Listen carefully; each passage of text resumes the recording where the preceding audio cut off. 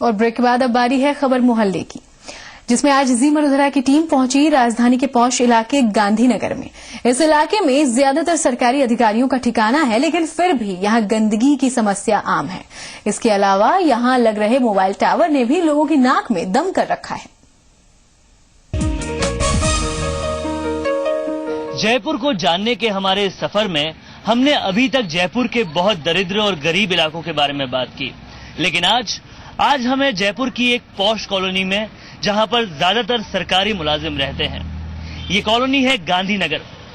बेहद हरी और बहुत सारे पक्षी यहां पर आते हैं। कहते हैं कि जयपुर के सबसे ज्यादा मोर भी इसी कॉलोनी में है, लेकिन फिर भी यहां पर कुछ समस्याएं हैं और यहां की कुछ खास बातें भी हैं। आज सबसे आपको रूबरू कराएंगे और करेंगे यहीं के बाशिंदों से बात।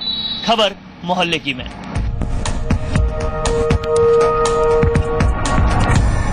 इस कॉलोनी का जी का जंजाल बना हुआ है ये टावर। ये वही मोबाइल टावर है जो हमेशा स्वास्थ्य के लिए हानिकारक होता है। इससे कैंसर भी हो सकता है और इससे जो रेज निकलती है वो रेज बहुत ज्यादा खतरनाक होती है। ये टावर अभी ही बनना शुरू हुआ है और यहाँ के सब लोगों को इस टावर से बेहद परेशानी है, बहुत चिंता है। कई लोगों ने यहाँ पर इसकी खिलाफत भी की, लेकिन फिर कुछ हुआ नहीं।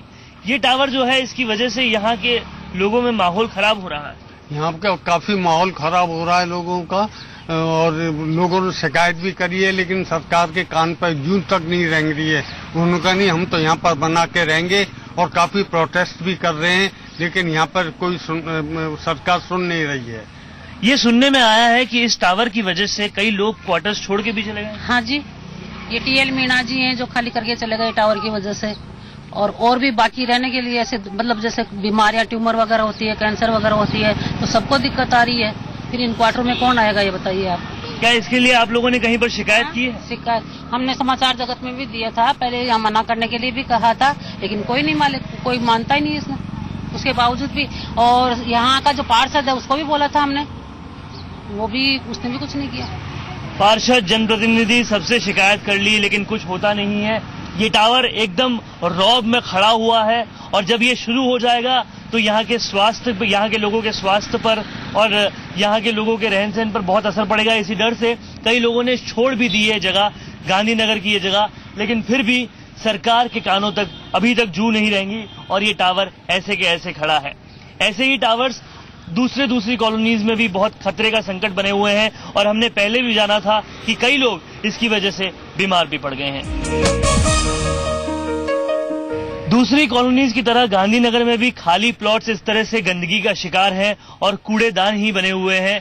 यहाँ पर भी लोगों की नगर निगम से साफ तौर पर यह शिकायत है कि कोई भी यहाँ पर सफाई की व्यवस्था नहीं है, सफाई कर्मचारी सफाई करने नहीं आते। जो नगर निगम के घोटालों में एक प्रॉब्लम सबसे बड़ी एड्रेस होती है कि 5000 सफाई कर्मचारी कागज पे रहते हैं, लेकिन जमीन पर उतने नहीं रहते। उस प्रॉब्लम का एक सिला हमको यहाँ पर भी दिखता है। ये सब यहाँ की महिलाएं हैं जो इस चीज से काफी दुखी है। कितनी सफाई हो पाती है आपके यहाँ? बिल्कुल ही नहीं होती है। बिल्कुल ही नहीं होती है। तो जो सफाई कर्मचारी निगम की ओर से नियुक्त होते हैं वो सड़कों की सफाई नहीं करते? नहीं करते हैं। पॉश कॉलोनी होते हुए भी नहीं होता है बिल्कुल भी। कुछ में सारी गलियों में इतना कचरा रहता है कि सफाई होती भी नहीं है। बिल्कुल बार से कर जाते हैं, बिल्कुल अंदर ऐसे कैसे कचरा पड़ा रह जाता है गलियों में, बिल्कुल भी नहीं देखते गलियों के कचरे को। बाहर से सफाई कर जाते हैं, गलियों के अंदर सफाई नहीं करते। और ये उस कॉलोनी की बात कर रहा हूँ जहां पर सब सरकारी लोग रहते हैं। ये वो कॉलोनी है जो काफी पॉश, काफी समृद्ध कॉलोनी है। वहां पर भी नगर निगम का कार्यशैली वैसी की वैसी है। वो यहाँ पर भी कोई सफाई करने नहीं आता गलियों के अंदर, बाहर से सफाई करके चले जाते हैं। और ये महिलाओं की एक बहुत बड़ी पीड़ा, एक बहुत बड़ी परेशानी है कि हमेशा यहाँ गंदगी बदस्तूर बनी रहती है। इस तरह से यहाँ कचरा हमेशा पड़ा रहता है, इसको उठाने कोई नहीं आता। नगर निगम की तरफ से जो 2-3 सफाई कर्मचारी हैं वो कचरे को इधर से उधर कर खाना पूर्ति कर देते हैं, लेकिन कोई गाड़ी, कोई उठाने इसको नहीं आता और हवा से फिर ये इधर उधर आ जाते हैं। यहाँ के सभी लोग इसको लेकर बहुत परेशान रहते हैं। हमेशा सफाई के नाम पर खाना पूर्ति ही होती है, चाहे वो इलाका कितना भी समृद्ध हो। यहाँ पर भी आप देख सकते हैं साफ तौर पर कितना गंदगी फैलाई हुई है। इसको साफ करने के लिए जो आते हैं वो इधर से उधर कचरा करके चले जाते हैं, उससे ज्यादा कुछ नहीं करते। सड़क पे झाड़ू ऐसे लगती है जैसे सड़क कोई बहुत मुलायम चीज है और उसके लग जाएगी। सड़क पे झाड़ू ऐसे लगती मुलायम चीज है, सड़क और उस पे लग जाएगी तो गंदगी से कई बीमारियां होती हैं, बच्चे भी खेलते हैं। सांप बिच्छू कंचलों का और डर रहता है, यहाँ पर सांप वगैरह और निकलते हैं ऐसे जंजाल होने से। कितनी लगाते हैं और इस वजह से गंदगी उठाते ही नहीं है कचरे को। काफी डोलते हैं, देखिए मवेशी काफी डोलते हैं घरों में, लोगों ने मवेशी रख रखे हैं यहाँ पर। ये देखिए यहाँ पर मोर भी साफ तौर पर आप देख सकते हैं, अगर हमें मेरे कैमरामैन दिखा पाए तो वो थोड़ी दूरी पर है, लेकिन मोर जो है सबसे ज्यादा गांधीनगर में ही देखने को मिलते हैं। नहीं ज्यादा क्या, वो और कहीं दिखते नहीं है, और कहीं दिखते ही नहीं है। इस कॉलोनी की बहुत बड़ी खूबसूरती है ये, और जब ये टावर चलने लग जाएगा तो लोगों को तो परेशानी होगी ही। यहाँ से ये प्यारे प्यारे मोर, यहाँ पक्षी जो शान है यहाँ की, वो भी सब चले जाएंगे और मर जाएंगे। गांधीनगर के लोगों की ये बहुत बड़ी कंसर्न है कि जिस हरियाली की वजह से, जिन पक्षियों की वजह से उनका ये मोहल्ला जाना जाता है, उनकी ये कॉलोनी जानी जाती है, अगर वो भी सब मर जाएंगे इन टावर्स की वजह से तो फिर गांधीनगर का क्या होगा। ये सब लोग सोच सकते हैं तो प्रशासन क्यों नहीं सोच सकता। प्रशासन को भी इस और ध्यान देना होगा।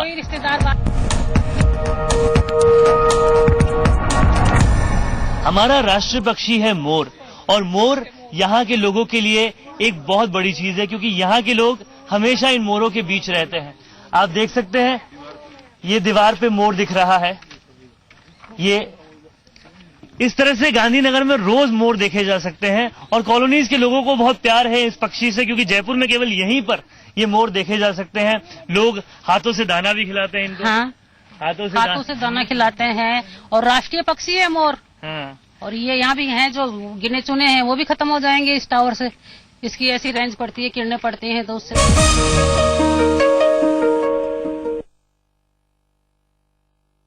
हम तुम